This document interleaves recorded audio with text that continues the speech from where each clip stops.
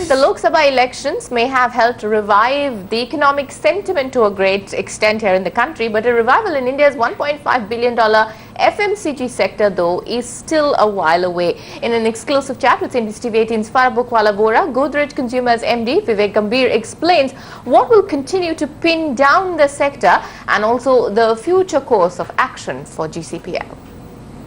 It will take some time before you start seeing this reflected in FMCG.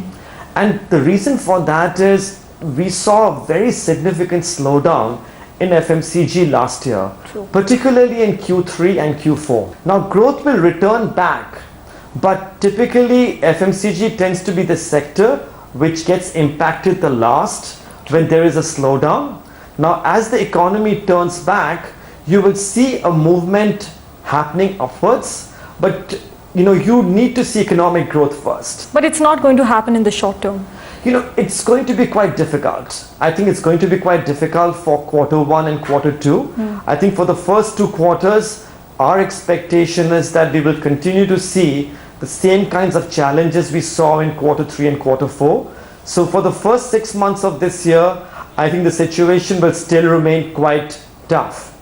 Though I am optimistic that in Q3 and Q4, you will also see a lot more momentum that starts getting picked up. Your future strategy would be led by not just deeper penetration, but also through brand extensions, a combination of both?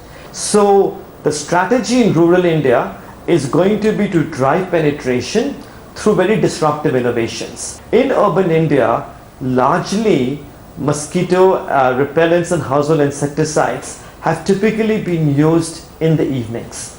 So the opportunity now becomes all-day usage, both in home and out of home. And that's how you will start seeing a huge amount of consumption being driven in urban India. So across categories, I think companies will have to figure out both penetration opportunities and consumption opportunities. But at what point do you see these categories becoming saturated? The strategy is to focus on the core, but over time, the definition of the core will continue to expand, and our strategy is to continue finding adjacent categories around the core, which might be small today, but which will represent future growth platforms. An eye on the monsoons also this year, because that could impact FMCG companies as well. Well, on that note, we're wrapping up India Business Hour tonight. We'll be back with more on CNBC TV 18. Thanks so much for joining us. Good night.